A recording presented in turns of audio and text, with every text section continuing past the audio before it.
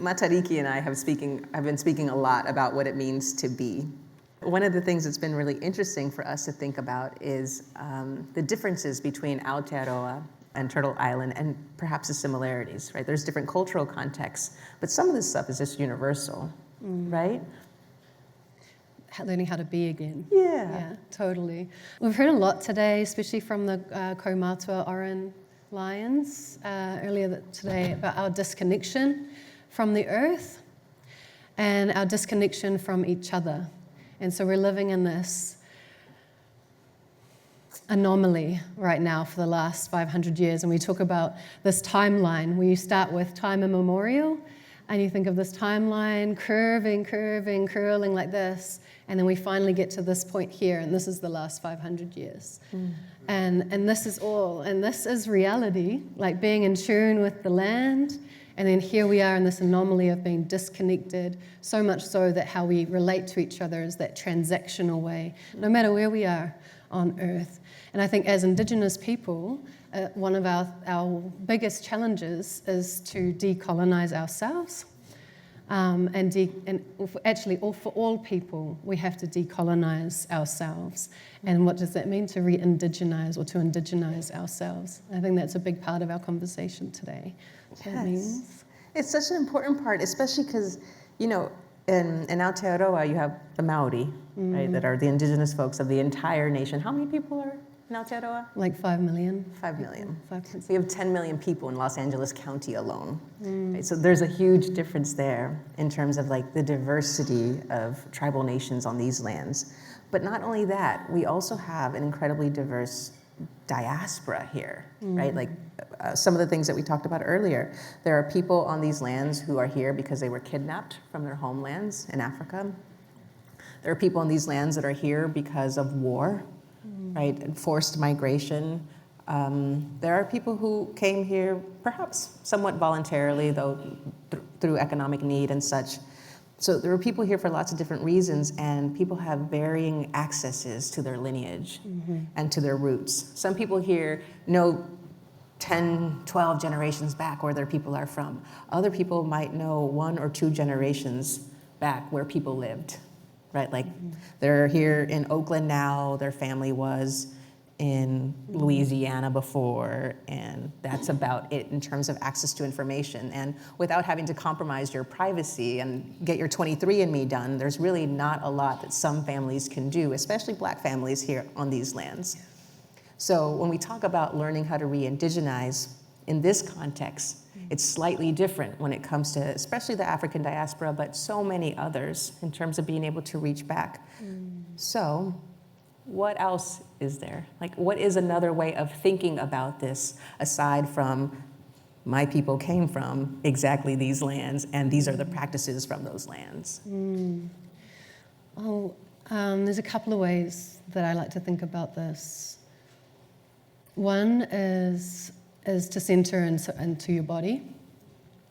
And we had a few friends, we came together and we kind of had, it wasn't like a curriculum, but it was a way that we were trying to unfold our connection to ourselves and to the land.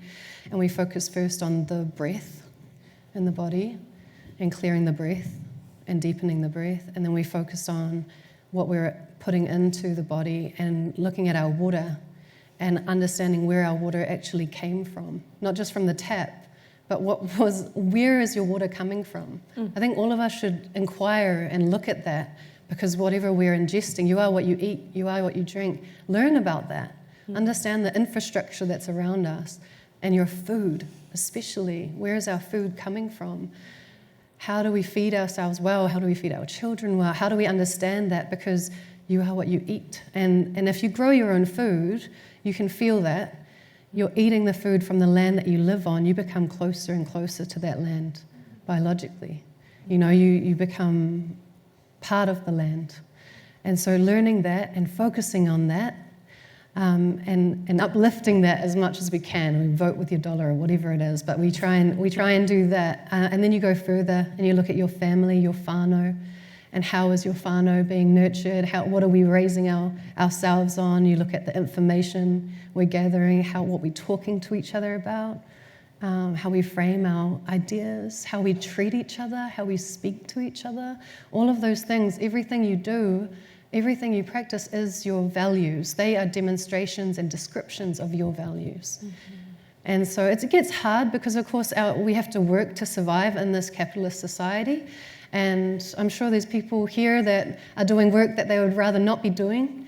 Hopefully there's more of you who are able to do the work that you know and love, and you can feel something, that your efforts and your energy are going towards something. But that's kind of the transformation that we can be creating on our own level. And then the other way I like to think about this is to understand, of course, and it's easier in an Aotearoa perspective for me to speak, obviously, because this is such a different context, like you said. But we talk about what does it mean to be a good visitor to these lands. So, we have tangata whenua, which means people of the land. Whenua means land and placenta. It's a beautiful way to think about our land. It nurtures us. So tangata whenua is people of the land. And then we have manuhiri, and manuhiri means visitor. And manu is a bird. Hiri is I think of as like shining. So a manuhiri, to be a visitor, is a beautiful thing. You're honoured guests, how we manaaki, how we lift each other's mana. We respect and adore our visitors. It's essential to our culture and our values. And so we honour our visitors. And so to be a visitor isn't to say lesser, that you're lesser. It's to understand the relationship with the place that you are on. And so what does it mean to be a good visitor? Yeah, not trying to split people, but trying to relate to people. Yeah. Telling you she's magic. And thinking about relationships, I was moved when I was in Aotearoa to learn about their language revitalization efforts. In fact, it was a big inspiration for my work. But one of the things that I learned from Matariki was that in Maori, in the language of Maori, you cannot manipulate the language to refer to the natural world as resources. Mm-hmm. You just can't. Can you say more about that? Like how it's hard for people that speak English to imagine that would be an impossible thing. Yeah, totally. I mean, it's arrogant. It's arrogant to say that the earth is a resource. Can you see why? Because we're just a child of this huge living system. In our culture in Tūhoe, we're the youngest child. Would you ever call your mother a resource? Do you ever own your mother? And to assume that you're putting the humans above everything. And we're prioritizing our needs and our conveniences above everything. And that's totally Western settler colonial law, by the way. It's all about property rights. It's hierarchical. And this is what I love to speak about. I spoke about this last year. But it's this triangle shape of the human is above everything, and the land is just a property. She's commodified, objectified, she's a resource. And we have resource management. And we haven't, it's actually just been repealed, but we had the Resource Management Act, like the whole legal system in Aotearoa when it came to the environment was about managing our property rights, our access, our right to exclude from, our right to dispose into the bundle of rights, Mm-hmm. Whereas in a Tūhoe legal system, or in Indigenous legal systems around the world, from what I've seen so far, it's flipped, and it's not about resource management, it's actually about human management for the benefit of the land. Humans are the ones causing the impact. The land knows what she's up to. Mm-hmm. She's been creating stuff for millennia. She knows what she's doing. Mm-hmm. She doesn't need management. Humans need management. So, within the Tūhoe legal system, that's a major foundational constitutional concept is human management for the benefit of the land. Step away from resource. Mm-hmm.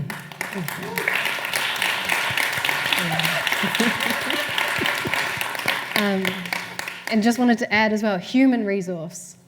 How normal that is. That how language, weird that is. Human resources. Creepy. Creepy. It's so transactional. Just a human resource. Yeah. That's how we relate to each other. Yeah, transactional. So much of the way that we have become through colonization, through white supremacy and misogyny and racism and all sorts of systems of oppression, transactional. Like I feel like we approach knowledge as a transaction, Yeah. right? Consuming knowledge or consuming learning. Yeah. This is an important point for what we're talking about with our reconnection as well. So knowledge in this Western world is you pay your fees and you receive your knowledge. And that's how we value each other as well. You have these certain levels of certain education that you've often had to pay for, and you've received this knowledge, and now you're valued at a higher rate. It's a very transactional concept. And also there's an entitlement to knowledge. That if I can pay my fee, I am entitled to now know. And that happens a lot as Indigenous people trying to engage in dialogue. I'm sure everyone's really felt this, where someone's come and trying to extract knowledge from you and taking. Whereas, for us and elders that I speak to, or beautiful people that I trust and rely on that I speak to, knowledge is alive. Knowledge is alive, and you have to sort of pause and think about that. Think about it having a modi, a life force, a living force. And so when you share knowledge, you share a story. The moment has arrived that you're going to share this story, and the person that you're sharing it with, it's time for them to have that story. And sometimes it's not. And sometimes knowledge is very sacred, and it's not okay to just go and share it out like this entitled piece of paper that you get to surprise your friends with. Like, I got some cool knowledge for you, And so you have to be way more mindful about knowledge, that it's alive, that it has mana, which is like an honor or a dignity that you must respect. And it has a life force that you must enhance. And it is possible to give knowledge that shouldn't be given. If you were to give it away, for it to lose its sacredness in some places, for it to become transactional and cheap, and in that way lose its power. So it's actually quite dangerous in that sense, that you would transact deep knowledge. So we be careful about that, and be careful about how you ask for that and what you expect when you're, relating to each other about. Yeah. Yes.